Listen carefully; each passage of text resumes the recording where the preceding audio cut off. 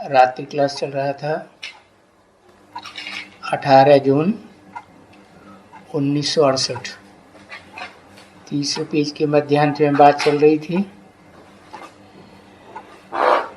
कि जो अच्छी सर्विस करते हैं उन बच्चों को बाबा मीठे मीठे बच्चे क्यों नहीं कहेंगे। बाकी जो सर्विस ही नहीं करते, औरों को आप समान बनाते भी नहीं, तो बच्चे समझते हैं।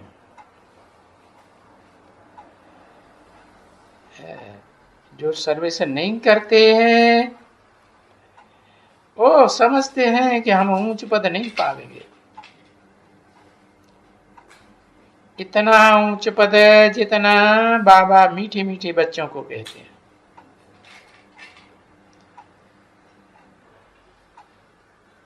फिर पुरुषार्थ करते रहते।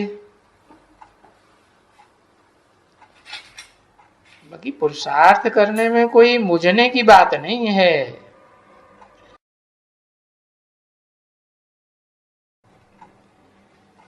माया।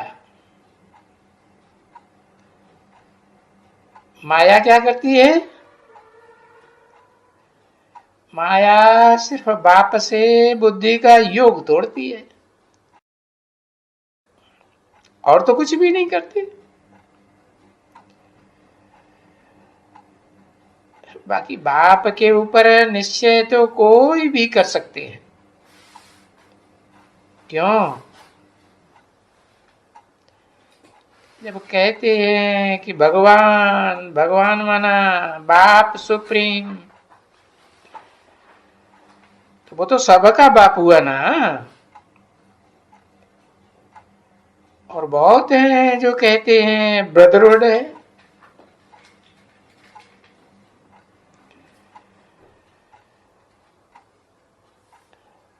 आत्मा सो परमात्मा। भाई भाई भाई भाई सुनते तो हो ना, ये सब बातें तुम बच्ची सुनती हो।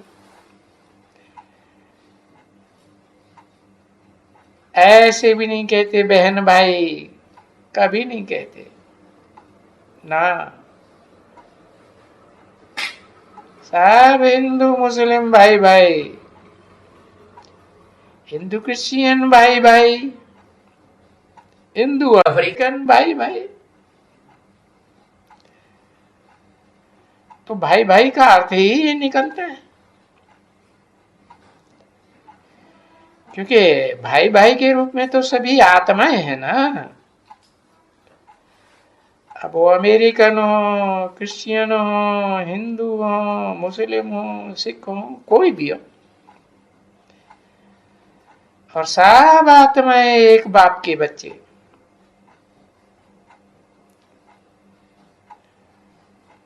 और मनुष्य रूप में ही होंगे। कोई जानवरों की पैदाइश की बात थोड़ी है। मनुष्यों को ही आके ज्ञान दिया जाएगा,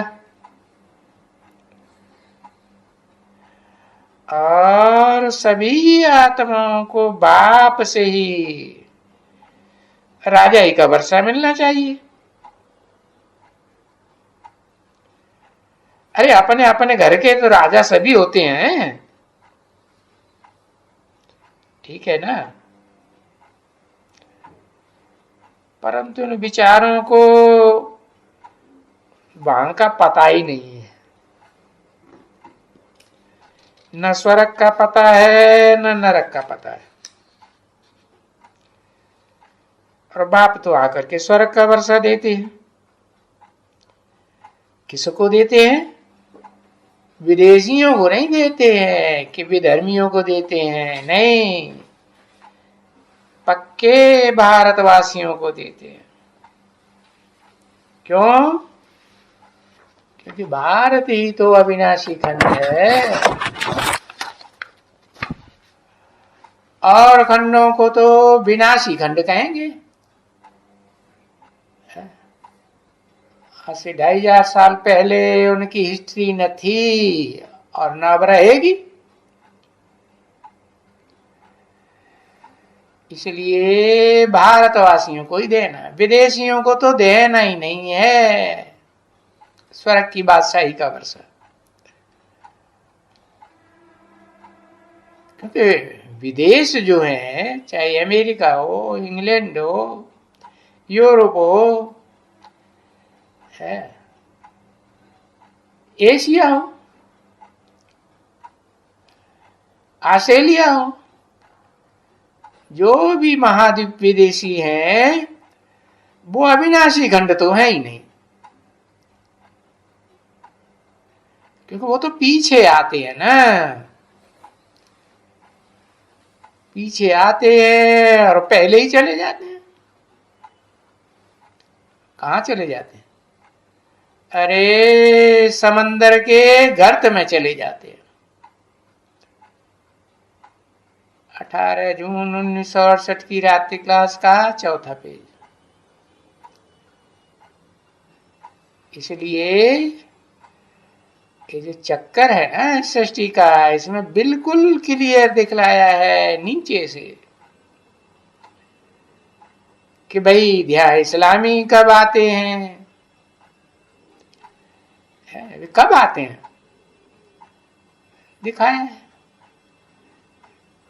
इस सृष्टि का चक्र 5000 वर्ष का है, उसमें 2500 वर्ष के बाद इस्लामी आते हैं।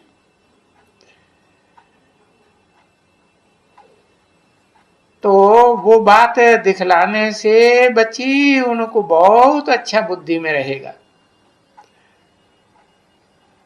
और उनकी बुद्धि में ये भी रहेगा कि विनाश भी जरूर होना चाहिए इस हालत में। किस हालत में? अरे अभी मुसलमानों की हालत क्या है, चाहे ईरान हो, इराक हो, अफगानिस्तान हो, पाकिस्तान, अरब देश हो, क्योंकि जब ये बच्चे राजयोग सीखते हैं, क्योंकि इनको राजा बनने का है, तो इन विनाशी धर्मखंडों का विनाश तो जरूर होने का है।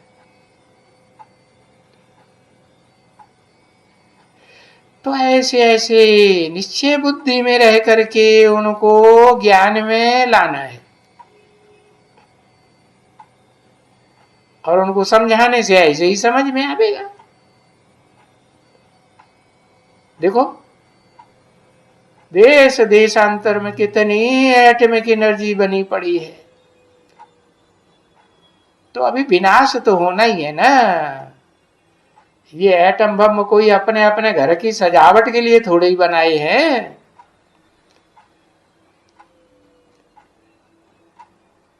अब जब तुम बच्चे राजयोग सीखते हैं तो स्वर्ग की राजा ही सीखते हैं।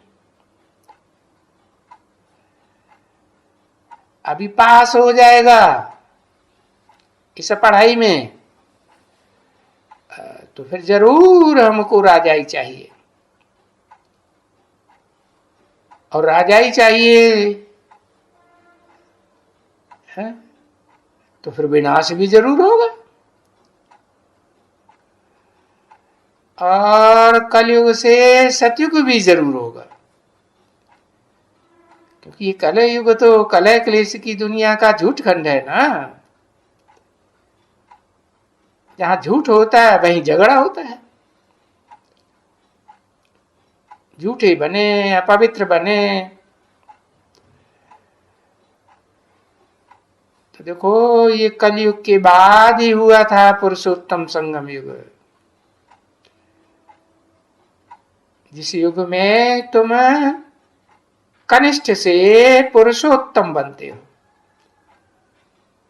नीचते नीचते ऊंचते ऊंच बन जाते हो, है? गाते भी है मानुष्य देवता की करतन लागी भार, दिखाते हैं ना शास्त्रों में। 1 सेकंड में जनक को जीवन मुक्ति मिली। तो ये मनुष्य से देवता कब बनाते हैं, है? जब सारी दुनिया का विनाश होता है तब बनाते हैं।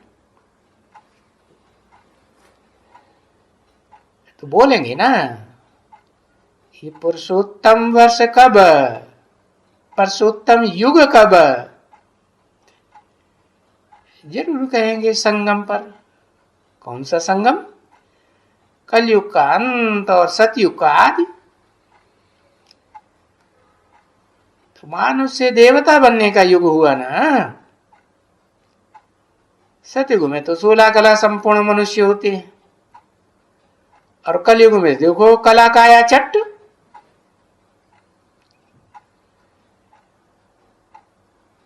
तो अब उसने तो सिर्फ कह दिया है कि भाई मानुष से देवता की करतन लागी बार। सिखों में ऐसे कहते हैं ना, बार नहीं लगी मना थोड़ा समय लगा। तो वो थोड़ा समय के लिए भी तो अलग अलग युग चाहिए ना।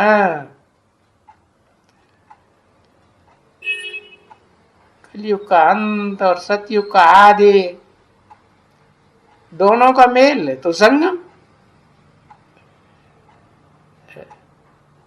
तो देखो इस युग का नाम भरपूर क्लियर है।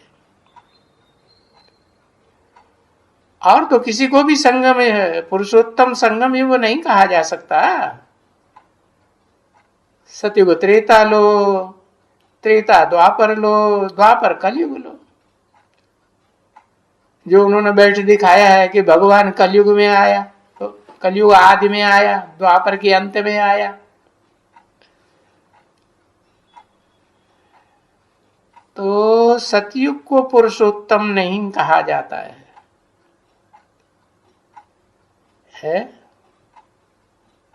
फिर किसको कहा जाता है? क्योंकि सतयुग में तो 16 कला संपूर्ण बनते हैं ना, है? पुरुषों में उत्तम विवस्वत सूर्य तो नहीं बनते हैं कलातीत।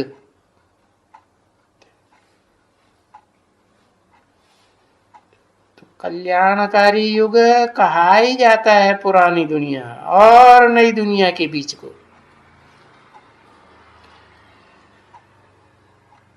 पुरुषोत्तम और युग को नहीं कहते हैं। तो अर्थ देखा जाए तो सिद्ध होता है ना बच्चे। अच्छा, बाप दादा का याद प्यार, गुड नाइट।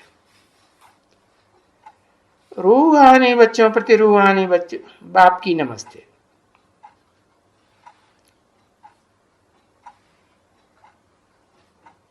कोई ने कहा नमस्ते। अच्छी है, अच्छी नमस्ते या गुड नाइट अच्छी? किसी ने कहा दोनों अच्छा है। दोनों क्या अच्छा है? किसी ने कहा दोनों अच्छा लगता है। अरे फिर भी तो दो से एक चीज जरूर मानी जाती है ना। तो देखो ये योग है और ज्ञान है,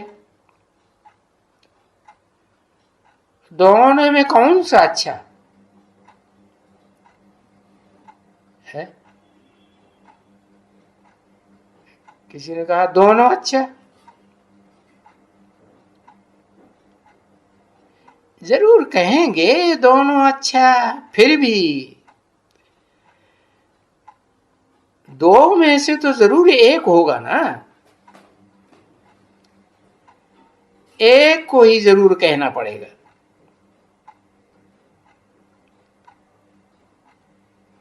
भले कोई कहेंगे भाई तीन मूर्तियां बहुत ऊंची हैं, ब्रह्मा विष्णु शंकर।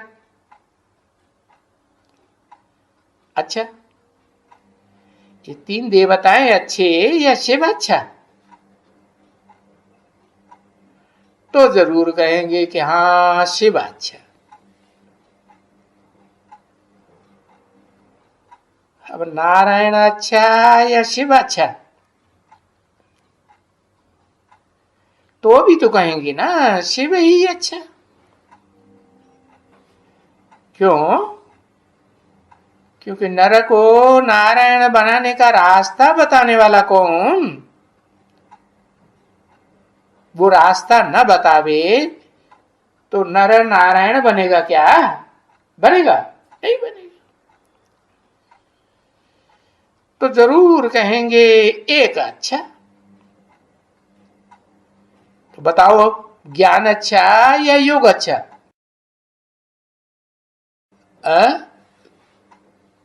दोनों अच्छे। अच्छा है। ज्ञान पहले और बाद में उसका रिजल्ट, उसका फल क्या निकलता है? फल निकलता है योग। योग से क्या होता है और ज्ञान से क्या होता है?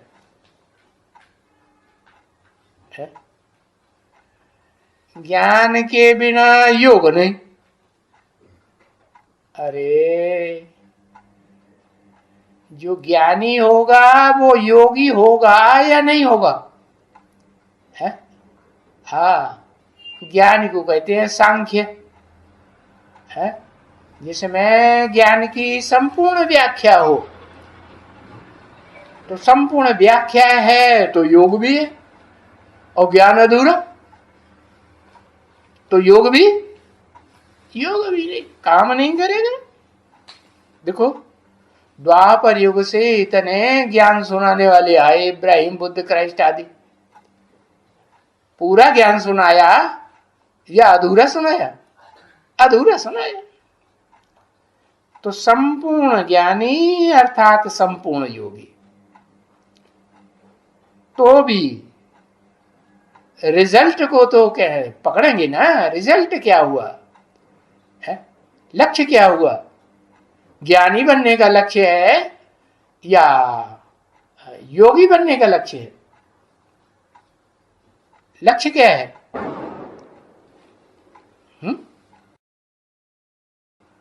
और योग लगाना किससे है?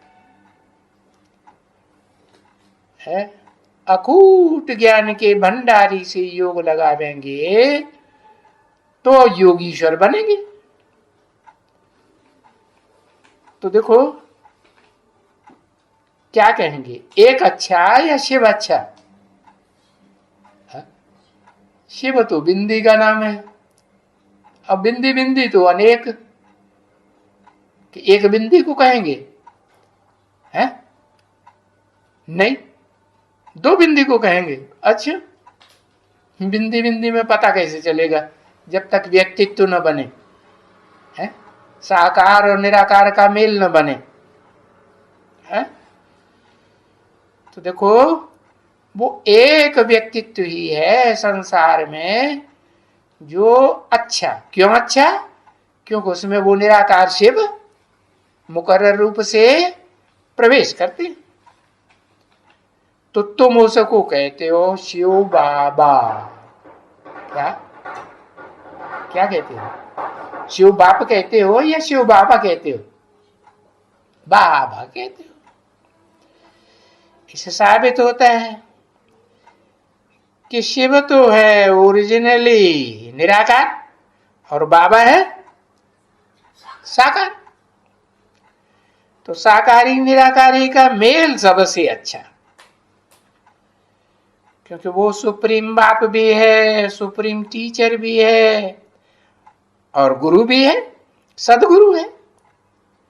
उसके मुकाबले तो और दुनिया में जो भी मनुष्य गुरु हैं वो सब नीचे, सब झूठे। और सच्चा सच्चा हमको तीनों ही इनहेरिटेंस देते हैं। बाप क्या देते हैं? विश्व की बादशाही का इनहेरिटेंस देते हैं। टीचर क्या कह देते हैं? अकूट ज्ञान के भंडार का इनहेरिटेंस देते हैं। और सदगुरु सदगुरु सदगति का वर्षा देते हैं। काहे की सदगति? सिर्फ आत्मा की या देह की भी सदगति? हाँ, दोनों की सदगति देते हैं।